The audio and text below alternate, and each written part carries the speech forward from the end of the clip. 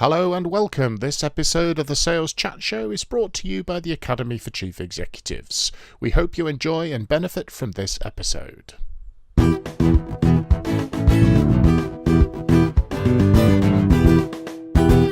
Hello folks, saleschatshow.com. I'm Simon Hazeldine and I am here with my esteemed colleagues Mr. Graham Jones and Mr. Phil Jesson for the third of our Brexit specials. And again, we are joined by Ian Price, who is the Chief Executive from the Academy for Chief Executives. And in this episode, we're exploring what we can learn from the Brexit decision, what happened, why it happened, etc. And Graham, you have an interesting insight into how the choice was made.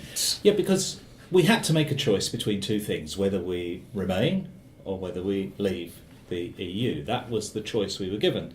The problem is human beings are notoriously bad at making a choice. We are really not very good at it.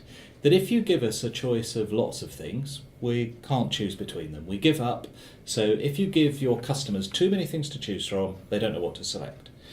And if we give people too few choices, they also don't know what to select. So when you give people a binary choice, they either are going to have firmly entrenched positions, or most people end up in the middle, not knowing which way to go. And so when you do experiments on binary choice, and you give people two choices, and you give the same group of people the same choices an hour later, 5% of people change their minds. So 1 in 20 people flip-flop between one choice and the other within the hour. Now the Brexit vote was within 3.5%. So actually it's well within the 5% error anyway. So actually what really happened was there was no decision made. Half the people said this, half the people said the other. The margin of error is greater than the difference between the two. And as a result, the election, the referendum didn't tell us anything.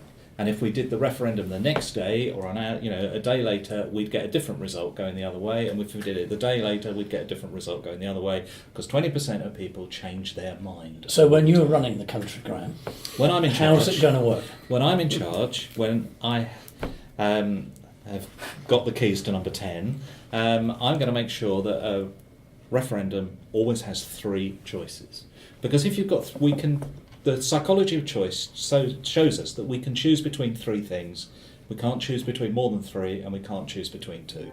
So when you give people three things to choose from, it's much easier for us to choose those three because we have a comparator. So if I say to you, you can have a red car or a blue car, you're going to either be in an entrenched red car position or a blue car position, and that's going to be a certain proportion of people, but other people don't mind either way, and they can't make up their mind. Whereas if I go, you can have a red car, a blue car, or a green car, now you can compare red to green, you can compare blue to green, and therefore you've got a comparator. And once we've got a comparator in place, we'll find it much easier to make the decision between the two things we can make a decision between. So what should the question have been? If the question had been, do you want to remain, do you want to leave, or do you want to put the decision in the hands of the government and let Parliament decide, then we would have been able to say, do I want to remain, do I want to leave, or is either of those worse or better than letting Parliament decide? And then you'd have had a much stronger vote one way or the other. And once you've got beyond that 5%, you've then got a clearer decision. So the reason we've had all this argument about Brexit is because everybody is still divided. Nobody really knows because a decision wasn't made, because they had no comparator in which to make the decision. So if I was an Academy member listening to this, trying to extract the learning then that I can apply tomorrow within my business on maybe customer-related or people-related surveys, what exactly are you suggesting? Well, I have done this with Academy members myself and looked at their websites and said, this is really great, it's a lovely website, but you've only got two choices.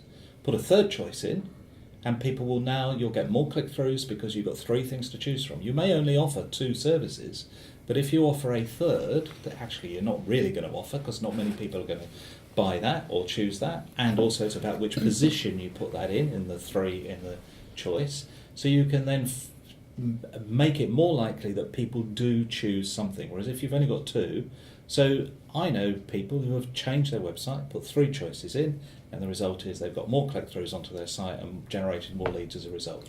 So does your choice of research 3. Your research says 3 is the optimum 3 is number? the optimum. Because I know my research into sort of neuroscience and how Yeah. people make buying decisions. You know, I've mentioned this in previous episodes. Confused brains don't buy, Yeah. and having a former life in fast-moving consumer goods industry, the less products there are on a shelf, the less choice. Limiting choice increases the customer's perception of choice and also increases the amount of spend. So there might be a couple of interesting things for people listening in to think about. Have a look at your sales collateral, have a look at your marketing material, have a look at your website. Are you offering too little choice, or are you potentially confusing your customers? Yeah. So putting a barrier in between.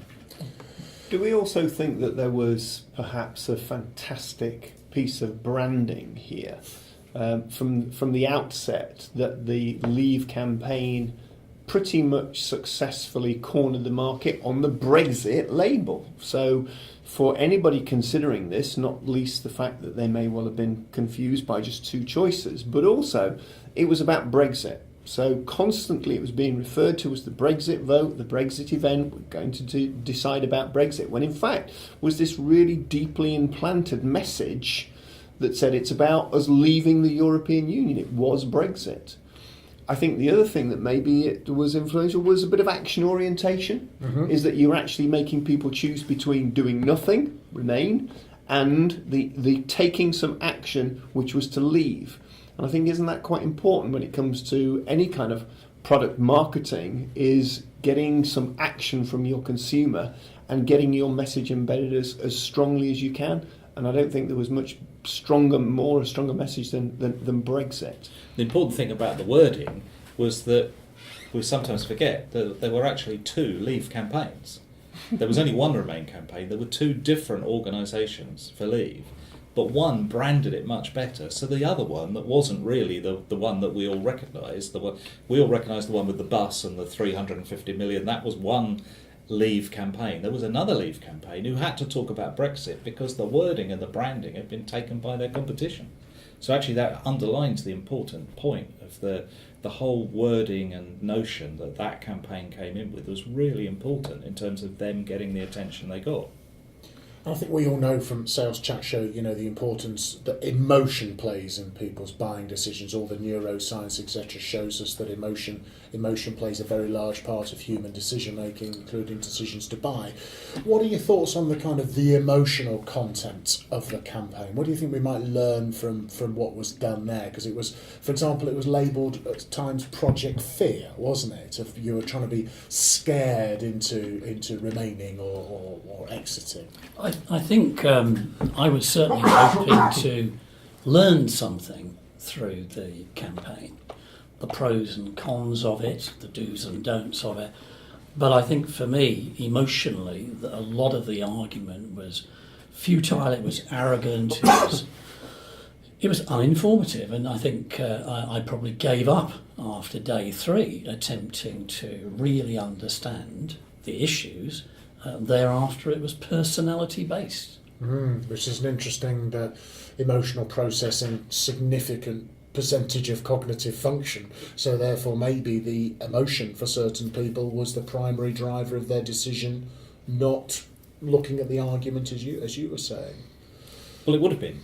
That every decision we make is emotional. So you know from the way the brain works and where those decisions are made in the brain, we know that the emotion centres of the brain are involved in every piece of decision making we do, because your left prefrontal cortex, as it were, goes back and hits that emotion centre, and the emotion centre sends a signal back to where you're making that decision, above your left eye.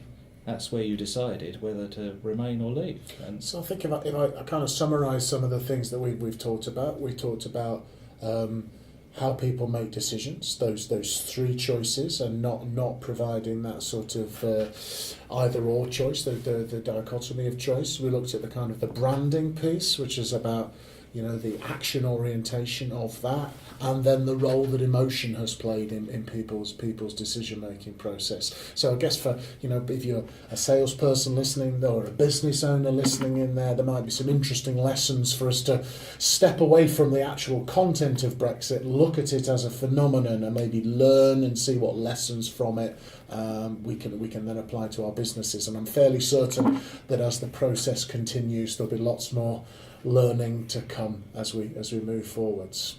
So that's been the third Brexit special episode for the Sales Chat Show. We had our special guest Ian Price from the Academy for Chief Executives, Phil Jesson, Graham Jones, and I'm Simon Hazeldine. Thank you for listening.